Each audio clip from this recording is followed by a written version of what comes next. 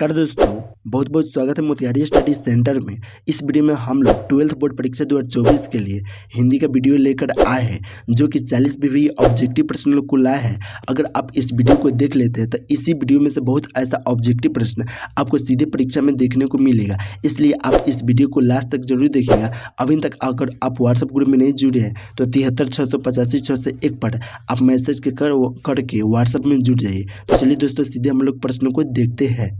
एक नंबर प्रश्न करा है, प्राकृतिक वर्णन से संबंधित कविता कौन है? ऑप्शन ए करा है गाँव का घर, ऑप्शन बी करा है उषा, ऑप्शन सी करा है अधिनायक, ऑप्शन डी करा है छप्पर। तो आपका उषा होगा, यानी कि प्राकृतिक वर्णन से संबंधित कविता जो है वह उषा है, इसलिए एक का राइट आंसर बी हो जाएगा उषा। चलिए 2 नंबर प्रश्न को देखते हैं। यह प्रश्न बहुत ही महत्वपूर्ण प्रश्न है जो कि करे जयशंकर प्रसाद की कविता निम्न में से कौन है? तो दोस्तों आप याद रखिएगा, तुम लोग लाल कलह में जो है वह जयशंकर प्रसाद की कविता है, इसलिए 2 का राइट आंसर ए होगा, तुम लोग लाल कलह में। चलिए 3 नंबर प्रश्न को देखते हैं। यह प्रश्न क्या है, जागिए ब्रजराज कुंवर कुसुम फूले, यह पंक्ति किस चीज से कविता से है? तो सूरदास के पद से है, इसलिए 3 का राइट आंसर ए होगा, सूरदास के पद से। चलिए 4 नंबर प्रश्न को देखते हैं। यह प्रश्न क्या है, परलोक शब्द का उपसर्ग है, माने परलोक शब्द में उपसर्ग क्या हो जाएगा? कोई मूल शब्द के पहले जो शब्द बनता है उसे हम लोग उपसर्ग कहते हैं, तो पर धन लोक हो जाएगा। तो राइट आंसर इसका पहले कौन आ रहा है? पर आ रहा है, इसलिए 4 का राइट आंसर ए होगा पर। चलिए 5 नंबर प्रश्न को देखते हैं। यह प्रश्न क्या है, सौभाग्य शब्द का विलोम क्या है? तो सौभाग्य शब्द का विलोम दुर्भाग्य है, इसलिए 5 का राइट आंसर बी हो जाएगा दुर्भाग्य। चलिए 6 नंबर प्रश्न को देखते हैं। यह प्रश्न क्या है, वजीरा सिंह किस कहानी की पात्र है? तो उसने कहा था कहानी की पात्र जो है वह वजीरा सिंह है, इसलिए 6 का राइट आंसर सी हो जाएगा, वो उसने कहा था। चलिए 7 नंबर प्रश्न को देखते हैं। यह प्रश्न क्या है, कुछ खा लो किस सर्वनाम का उदाहरण है? आपको नाम धके नहीं कुछ बता रहा है, निश्चय नहीं कर रहा है और इसलिए अनिश्चित हो जाएगा, इसलिए आपका राइट आंसर है अनिश्चयवाचक हो जाएगा, तो 7 का राइट आंसर बी होगा। चलिए 8 नंबर प्रश्न को देखते हैं। यह प्रश्न क्या है, पुष्प शब्द का विशेषण क्या होगा? तो दोस्तों आप याद रखिएगा, पुष्प शब्द का विशेषण पुष्पित होगा, इसलिए 8 का राइट आंसर बी हो जाएगा पुष्पित। चलिए 9 नंबर प्रश्न को देखते हैं। यह प्रश्न क्या है, साम्यवादी किससे लड़ रहा है? तो साम्यवादी पूंजीवादी से लड़ रहा है, इसलिए 9 का राइट आंसर ए होगा पूंजीवादी से। चलिए 10 नंबर प्रश्न को देखते हैं। आपको जो भी प्रश्न को याद होगा प्रश्न जो भी याद होगा उस प्रश्न को आप कमेंट करके आंसर देते चलिएगा, क्योंकि आपको वो उससे भी फायदा होगा, क्योंकि रिवाइज होते रहेगा। चलिए 10 नंबर प्रश्न को देखते हैं। यह प्रश्न क्या है, तीर मारना मुहावरे का अर्थ क्या होता है? तो दोस्तों आप याद रखिएगा, तीर मारना मुहावरे का अर्थ होता है 12 कार्य करना, इसलिए 10 का राइट आंसर ए होगा 12 कार्य करना। चलिए 11 नंबर प्रश्न को देखते हैं। यह प्रश्न क्या है, भगत सिंह की रचना निम्न में कौन है? तो भगत सिंह की रचना जो है वह एक लेख और एक पत्र है, इसलिए 11 का राइट आंसर बी हो जाएगा एक लेख और एक पत्र। चलिए 12 नंबर प्रश्न को देखते हैं। यह प्रश्न क्या है, ज्ञानेन्द्रपति का जन्म स्थान कहाँ है? तो ज्ञानेन्द्रपति का जन्म स्थान गोड्डा झारखंड है, इसलिए 12 का राइट आंसर ए होगा। चलिए 13 नंबर प्रश्न को देखते हैं। यह प्रश्न क्या है, दिल छोटा करना मुहावरे का अर्थ होता क्या है? यानी कि दिल छोटा करना मुहावरे का अर्थ क्या है? तो हतोत्साहित होना है, इसलिए 13 का राइट आंसर सी हो जाएगा। चलिए 14 नंबर प्रश्न को देखते हैं। यह प्रश्न क्या है, आदमी यथार्थ को जीता ही नहीं यथार्थ को रचता भी है, यह कथन किस लेखक का है? तो मलयज का है, इसलिए 14 का राइट आंसर ए होगा मलयज का।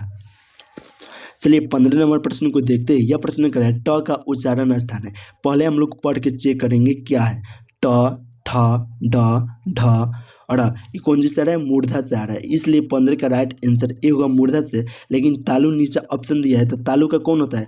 च होता है, पढ़ के देखिए च छ ज झ ये तालु से आता है, और कंठ से आता है क ख, पढ़ के देखिए क ख ग घ अंग, ये कंठ से आ रहा है। और दंत से आता है, यहाँ दंत यहाँ पे ऑप्शन डी दे रहा है, इसका आता है त थ द ध न, इस दंत से आता है। तो आपको इसमें एक प्रश्न पूछा गया था जो कि मूर्धा हो गया राइट, और आपको हम 3 एक्स्ट्रा प्रश्न बता दिए। अगर इस प्रकार से कहीं भी पूछेगा तो आप सही आंसर लगा दीजिएगा, ठीक है। चलिए 16 नंबर प्रश्न को देखते हैं। यह प्रश्न कर रहा है कवि शब्द कौन सी संज्ञा है, यानी कवि शब्द जो है वह कौन सी संज्ञा है, तो जातिवाचक संज्ञा है, इसलिए 16 का राइट आंसर बी हो जाएगा, जातिवाचक संज्ञा। चलिए 17 नंबर प्रश्न को देखते हैं। यह प्रश्न कर रहा है अधिकतम शब्द का विलोम क्या है, तो अधिकतम शब्द का विलोम न्यूनतम है, इसलिए 17 का राइट आंसर ए हो जाएगा, न्यूनतम।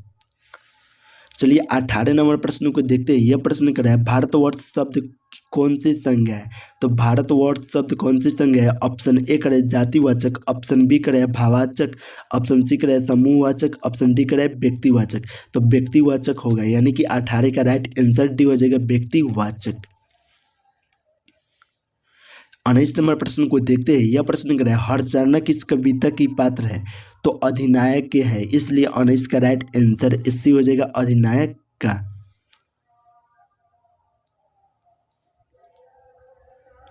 चलिए 20 नंबर प्रश्न को देखते हैं। यह प्रश्न कर रहा है दानो दुरात्मा एक है, यानी दानो दुरात्मा एक, मानव की आत्मा एक। यह पंक्ति किस चीज़ कविता की है, तो जनजन का चेहरा की है, इसलिए 20 का राइट आंसर ए हो जाएगा, जनजन का चेहरा एक। चलिए 21 नंबर प्रश्न को देखते हैं। यह प्रश्न बहुत ही महत्वपूर्ण प्रश्न है, जो कि करे प्यारे नाने बेटे को शीर्षक कविता का नायक कहाँ का रहने वाला है, तो भिलाई छत्तीसगढ़ का है, इसलिए 21 का राइट आंसर ए होगा। चलिए 22 नंबर प्रश्न को देखते हैं। अब हम लोग बहुत फास्ट में प्रश्न को देखेंगे। यह प्रश्न कर रहा है कुहासा शब्द क्या है, तो दोस्तों आप याद रखिएगा कुहासा शब्द जो है वह पुल्लिंग है, इसलिए 22 का राइट आंसर ए हो जाएगा, पुल्लिंग। चलिए 23 नंबर प्रश्न को देखते हैं। यह प्रश्न कर रहा है मेरा खोया हुआ खिलौना अब तक मेरे पास ना आया है। यह पंक्ति किस चीज़ कविता से है, तो पुत्र वियोग से है, और कौन बोला था, तो सुभद्रा कुमारी चौहान ने बोली थी। ठीक है, आप लोग ये भी साथ में याद रखिएगा, पुत्र वियोग से है। चलिए अगला प्रश्न को देखते हैं। यह 24 नंबर प्रश्न को देखते हैं। यह प्रश्न कर रहा है चमक शब्द क्या है, तो चमक शब्द जो है वह स्त्रीलिंग है, इसलिए 24 का राइट आंसर ए होगा, स्त्रीलिंग। चलिए 25 नंबर प्रश्न को देखते हैं। यह प्रश्न कर रहा है उदय प्रकाश की माता का क्या नाम है, तो उदय प्रकाश की माँ का नाम जो है वह गंगा देवी है, इसलिए 25 का राइट आंसर ए हो जाएगा, गंगा देवी। चलिए 26 नंबर प्रश्न को देखते हैं। यह प्रश्न करें मुनी डाक गाड़ी के पीछे क्यों जाती है, चिट्ठी लेने के लिए, या सामान लेने के लिए, या पेंशन लेने के लिए, या राशन लेने के लिए, तो आप याद रखिएगा चिट्ठी लेने के लिए जाती थी, इसलिए 26 का राइट आंसर ए हो जाएगा, चिट्ठी लेने के लिए। चलिए 27 नंबर प्रश्न को देखते हैं। यह प्रश्न बहुत ही महत्वपूर्ण प्रश्न है, जो कि कर रहा है हिंदी में अनुनासिक वर्णों की संख्या कितनी होती है, तो 5 होती है, और कौन कौन होती है आप लोग कमेंट करके जरूर बताइएगा। चलिए 28 नंबर प्रश्न को अब देखते हैं। यह 28 नंबर प्रश्न बहुत ही महत्वपूर्ण प्रश्न है, जो कि कर रहा है रचना की दृष्टि से वाक्य के कितने प्रकार होते हैं, तो 3 प्रकार होते हैं, और कौन कौन होते हैं आप लोग यह भी कमेंट करके जरूर बताइएगा अगर जानते होंगे तो। चलिए 29 नंबर प्रश्न को देखते हैं। यह प्रश्न कर रहा है जिसके समान द्वितीय नहीं है, यानी जिनके समान द्वितीय नहीं है के लिए एक शब्द क्या होगा, तो अद्वितीय होगा, 29 का राइट आंसर सी हो जाएगा। चलिए 30 नंबर प्रश्न को देखते हैं। यह प्रश्न कर रहा है सूरदास किस भाषा के कवि है, तो सूरदास जो है वह ब्रज भाषा के कवि है, इसलिए 30 का राइट आंसर सी हो जाएगा, ब्रज भाषा के। चलिए 31 नंबर प्रश्न को देखते हैं। यह प्रश्न कर रहा है मीरा ने अपना प्रियतम किसे माना है, तो मीरा ने अपना प्रियतम कृष्ण को माना है, इसलिए 31 का राइट आंसर भी हो जाएगा, कृष्ण को। चलिए 32 नंबर प्रश्न को देखते हैं। यह प्रश्न कर रहा है पाठक शब्द का स्त्रीलिंग रूप क्या होगा, तो पाठिका होगा, इसलिए 32 का राइट आंसर भी हो जाएगा, पाठिका। चलिए 33 नंबर प्रश्न को देखते हैं। यह प्रश्न कर रहा है तुमलो कोलाहल कलहम में शीर्षक कविता किस महाकाव्य का अंश है, तो कामायनी का है, इसलिए 33 का राइट आंसर सी हो जाएगा, कामायनी का। 34 नंबर प्रश्न को देखते हैं। यह प्रश्न कर रहा है गीतावली किसकी रचना है, तो गीतावली जो रचना है वह तुलसीदास जी की रचना है, इसलिए 34 का राइट आंसर डी हो जाएगा, तुलसीदास का। चलिए 35 नंबर प्रश्न को देखते हैं। यह प्रश्न कर रहा है तुलसीदास का जन्म कब हुआ था, तो दोस्तों आप याद रखिएगा तुलसीदास का जन्म 1543 ईस्वी को हुआ था, इसलिए 35 का राइट आंसर डी हो जाएगा, 1543 ईस्वी को। चलिए 36 नंबर प्रश्न को देखते हैं। यह प्रश्न कर रहा है कनिष्ठ शब्द का विलोम क्या हो, तो कनिष्ठ शब्द का विलोम जो है वह ज्येष्ठ है, इसलिए 36 का राइट आंसर ए होगा। चलिए 37 नंबर प्रश्न को देखते हैं। यह प्रश्न करें अनल शब्द का पर्यायवाची क्या होगा। तो अनल शब्द का पर्यायवाची आग होता है, इसलिए 37 का राइट आंसर ए होगा। चलिए 38 नंबर प्रश्न को देखते हैं। यह प्रश्न बहुत ही महत्वपूर्ण प्रश्न है और देखिए इतना ही प्रश्न में बहुत आपको प्रश्न बनवा देते हैं। यह करे बालकृष्ण भट्ट की रचना निम्न में कौन है।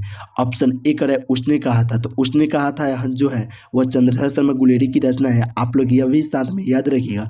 और ऑप्शन बी करे एक लेख और एक पत्र, यह भगत सिंह की रचना है, आप भी इस प्रश्न को भी साथ में याद रखिएगा। अगर कहीं पूछ देगा परीक्षा में कि एक लेख और एक पत्र के लेखक कौन है, तो भगत सिंह है, आप लोग यह भी साथ रखिएगा, साथ में याद रखिएगा। ऑप्शन सी कर रहा है संपूर्ण क्रांति, यह जयप्रकाश नारायण की रचना है। ऑप्शन डी कर रहा है बातचीत, यह बालकृष्ण भट्ट की रचना है। तो हम लोग से पूछा गया था कि बालकृष्ण भट्ट की रचना निम्न में से कौन है, तो बातचीत है, इसलिए 38 का राइट आंसर डी हो जाएगा बातचीत। चलिए 39 नंबर प्रश्न को देखते हैं। यह प्रश्न कर लेखक को स्कूल में झाड़ू लगाते हुए किसने देख लिया था। तो माँ ने या भाई ने या पिताजी ने या भाभी ने, तो पिताजी ने देख लिए थे, इसलिए 39 का राइट आंसर सी हो जाएगा पिताजी ने। चलिए 40 नंबर प्रश्न को देखते हैं। यह प्रश्न लास्ट ही प्रश्न है, जो कि अभी तक आप व्हाट्सएप ग्रुप में नहीं जुड़े होंगे तो व्हाट्सएप ग्रुप में जुड़ जाइए। आपको अगर वीडियो दिखाया जाएगा, इसमें आपको इधर उधर की बात नहीं किया जाएगा, सीधे प्रश्नों को बात किया जाएगा। अगर व्हाट्सएप ग्रुप में नहीं जुड़े हैं तो 73 685 601 पर आप मैसेज करके जरूर जुड़े जाइए। तो चलिए हम लोग सीधे 40 नंबर प्रश्न को देखते हैं। यह प्रश्न बहुत ही महत्वपूर्ण प्रश्न है, जो कि कर है सुखमय जीवन किसकी रचना है। तो सुखमय जीवन जो रचना है वह चंद्रशेखर शर्मा गुलेरी की रचना है, इसलिए 40 का राइट आंसर डी हो जाएगा। दोस्तों अगर वीडियो आपको अच्छा लगा हो तो लाइक कमेंट शेयर जरूर कीजिए तथा चैनल को सब्सक्राइब कर लीजिए। तो चलिए फिर मिलते हैं नेक्स्ट वीडियो में नेक्स्ट टॉपिक के साथ में।